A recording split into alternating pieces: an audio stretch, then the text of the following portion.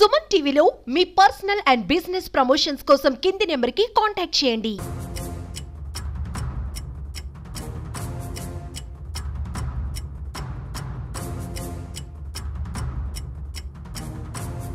Welcome to Suman TV. నేను మీ రాజు. సచివాలయం ఉద్యోగుల ఒత్తిడి వివరాలకు వెళ్తాయి. తూర్పుగోదావరి జిల్లా జగ్గంపేట నియోజకవర్గం గోపవరం మండలం తంటికోణం గ్రామంలో గత 5 సంవత్సరాల నుండి సచివాలయం అగ్రికల్చర్కి పనిచేస్తున్న గాలి దీప్తి పంట నమోదు విషయంలో తమ అనుకూలంగా ఇవ్వాలని ఆవిడ ఒత్తిడి చేయడంతో ఆవిడ మానసికంగా గురయ్యి ఆవిడ నిన్న అనగా 27/9/24 నుండి కనబడట్లేదు. ఆమె కోసం మా తల్లి గాలి ప్రేమల తన బిడ్డ కోసం తంటికోణ గ్రామ పంచాయతీ కార్యాలయం అడిగి నా బిడ్డ ఇటు వెళ్ళిపోయింది, నా అచ్చుకమని అడిగింది. తర్వాత ఆచుకి ఇవ్వకపోతే గోపవరం పొల్యూషన్లో తన బిడ్డ కోసం ఫిర్యాదు చేయడం జరిగింది. ఆ బిడ్డ ఏమైంది ఏంటన్నదే, అసలు దీనికి కారణం ఏంటన్నదే ఆవిడ తల్లి అయినా గాలి ప్రేమలను అడిగి వివరాలు తెలుసుకుందాం. నేను ఐకేటీలో ఎంఎటర్ కింద పనిచేస్తున్నానండి. మా అమ్మాయి దీప్తి స్వర్ణలత తంటికొండ సచివాలయంలో విలేజ్ అగ్రికల్చర్ అసిస్టెంట్ కింద పనిచేస్తుందండి. గత 5 సంవత్సరాల నుంచి కూడా ఈ 5 సంవత్సరాల కాల పరిమితిలో కూడా ఏవో గారు అయినటువంటి రాజేశ్వరి గారి మూలన మా అమ్మాయి చాలా ఇబ్బందులు పడిందండి. కావాలని టార్చర్ చేసి రాజేశ్వరి గారు మా అమ్మాయిని ఇబ్బంది పెడుతుంటే రాజేశ్వరి గారికి ఇదే రోజుల్లో గత సంవత్సరం నేను రాజేశ్వరి గారితో మాట్లాడటం జరిగిందండి. ఆవిడ కూడా ఈ అమ్మాయి మీద ప్రత్యేకించి టార్చర్ పెట్టే ఉద్దేశంతో ఈ అమ్మాయి దగ్గరికి ఏ ఆఫీసర్ వచ్చినా తీసుకెళ్లడం, ఈ అమ్మాయికి అనేకమైన మెమోలు ఇప్పించడం, ఇలాంటివి చేయడానికి ప్రోత్సహించడం జరిగిందండి రాజేశ్వరి గారు. అప్పట్లో కూడా ఆవిడ టార్చర్ తట్టుకోలేక మా అమ్మాయి వాళ్ళ మామయ్య గారి ఇంటికి వెళ్ళిపోతే అక్కడ ఎక్కడికి వెళ్ళిందో తెలియని పరిస్థితిలో నేను ఏవో ఆఫీసులో కూర్చొని మా సిబ్బంది అందరూ కూర్చొని సాయంత్రం వరకు కూర్చున్నా కూడా రాజేశ్వరి గారు ఎటువంటి స్పందన ఇవ్వలేదండి. ఆ రోజు అమ్మాయికి మా పాప కనపడింది కాబట్టి మేము ఊరుకోవాల్సి వచ్చిందండి. కానీ అదే రిపీట్ ఇప్పుడు డిపార్ట్మెంట్ పరంగా మా అమ్మాయికి ఎటువంటి సహకారం కూడా ఏవో గారు అందించలేకపోయారండి. అదే విషయాన్ని నేను తంటికొండ విలేజ్లో కూడా నేను గత 6-7 నెలల నుంచి ఎమ్మెల్యే సార్ దగ్గరికి, లోకల్ నాయకులందరి దగ్గరికి తిరిగానండి. పాపని ట్రాన్స్ఫర్ చేయించే విషయంలో గుమ్మలదొడ్డిలో ఖాళీ ఉందని నేను గుమ్మలదొడ్డి మార్చమని నేను ఎమ్మెల్యే గారిని కూడా కోరడం జరిగిందండి.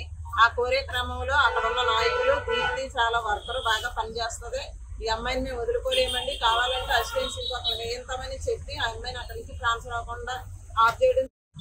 2 రోజుల క్రితం వచ్చిన రుణమాఫీ కార్యక్రమంలో, రైతు రుణమాఫీ కార్యక్రమంలో చాలా ఫోన్లు వచ్చినాయండి పాపకి. అలాగే నిన్నటిదేనా పాప మీటింగ్కి అటెండ్ అయితే అక్కడికే బదిరెడ్డి బాబీ గారు అనే వ్యక్తి ఫోన్ చేసి మీ ఇష్టం వచ్చినట్టు చేస్తున్నారు, పంచాయతీ వాళ్ళు మా మాట జవదాటరు, మీరెందుకు అలా చేస్తున్నారు, నువ్వు లిస్టు పట్టుకుని నా దగ్గరికి రా అని అన్నాడటండి. నేను మీటింగ్లో ఉన్నాను, వచ్చి తెస్తాను సార్ అని చెప్పిందట. అదేవిధంగా ఈరోజు ఉదయం తన డ్యూటీకి 10 గంటలకే వేసి మళ్ళీ ఏవో ఆఫీస్లో మీటింగ్ ఉంది మళ్ళీ వస్తానని పాప 10 గంటలకే వెళ్ళిందండి. పాప వెళ్ళేసరికి అక్కడ కొంతమంది రైతులు అలాగే ఆ ఊరి గ్రామ పెద్దలు కూడా ఉన్నారటండి. వెళ్ళటం పాపని లోపలికి పిలిచి సాక్షాత్తు సెక్రటరీ గారి దగ్గరుండి సచివాలయ సిబ్బంది అందరూ ఉంటుండగా పాప మీద దొమ్మిలా పడ్డారటండి. చాలా అరుపులు కేకల కింద చేశారటండి. ఈ లోపు నేను మా పాపకి ల్యాప్టాప్ మర్చిపోయిందని ఫోన్ చేస్తే ఫోన్ లిఫ్ట్ చేసి ఏడుస్తుంది, వెనకాల నాకు అరుపులు వినిపిస్తున్నాయండి. చాలా ఘోరంగా మాట్లాడుతున్నారు వాళ్ళ పాపని. ఒక ఆడదాన్ని ఏ విధంగా మాట్లాడాలో అలాంటి మాటలు కాకుండా చాలా హింసించినట్టుగా బదిరెడ్డి బాబీ గారు మాట్లాడటం మా పాప నాకు చెప్పిందండి. అలాగే 2-3 నేను పేర్లు మెన్షన్ చేశాను. తర్వాత ఇలా గొడవ జరుగుతుందని నేను వెంటనే సెక్రటరీ గారికి ఫోన్ చేసి ఏంటండి గొడవ జరుగుతుందా అని అడిగాను. అడిగితే ఆయన గొడవ జరుగుతుందండి, దీప్తి మీద పడిపోయారండి అందరూ అని చెప్పారు. దొమ్మిగా పడటం ఏంటనేసి నేను నాకు తెలిసిన వాళ్ళని తీసుకొని వెళ్ళేసరికి అక్కడ ఎవరూ లేరండి. సెక్రటరీ గారిని వివరణ కోరానండి. మహిళా పోలీసు ఫోన్ చేస్తే మహిళా పోలీసు ఫోన్ తీయలేదండి. వెటర్నరీ ఆవిడ ఫోన్ చేసి మహిళా పోలీసు ఏం చేస్తుందో అక్కడ ఆడపిల్లపై అంతమంది మగోడి పడతంటే నేను అడిగితే ఆవిడ ఏం మాట్లాడలేదు. మేము వెళ్ళి అడిగితే ఎవరో లేవని తప్పించుకున్నారండి. కానీ ఆ సమయంలో అయితే సచివాలయ సిబ్బంది అందరూ ఉన్నారండి, ఒకళ్ళు తప్పించి అందరూ ఉన్నారండి. నాకు మా పాప చెప్పిందండి నేను ఫోన్ చేసినప్పుడు.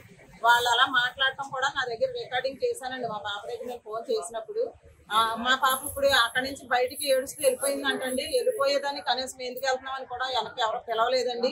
కనీసం మా పాప ఇంటికి రాలేదని మళ్ళీ సెక్రటరీ గారికి ఫోన్ చేసినా కూడా ఇప్పటికింకా కూడా మరి మీ పాప ఉన్నదా లేదని కూడా ఎవరు ఫోన్ చేసి నన్ను అడిగిన సందర్భాలు లేవండి. డిపార్ట్మెంట్ పరంగా అలాగే కమ్యూనిటీ పరంగా కూడా ఎవరు అడగలేదండి. అక్కడ సభ్యులు కానీ రైతులు కానీ ఎవరు అడగడం జరగలేదండి.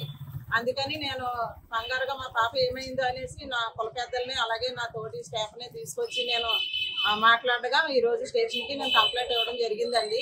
మా పాప గతంలో లాగా మళ్ళీ వస్తే నాకు ఏ ప్రాబ్లం లేదు, కానీ పాపకు అన్న మాటలు ఎందుకైతే అంటున్నారో ఒక ఎస్సీ కులం అనేసి ఎంతమంది వచ్చి దొమ్మిగా పడి అగ్రకులాల అహంకారం చూపించుకోవడానికి నా కూతురు మీద ఇన్ని మాట్లాడినారో అన్నదే నాకు తేల్చవలసి ఉందండి.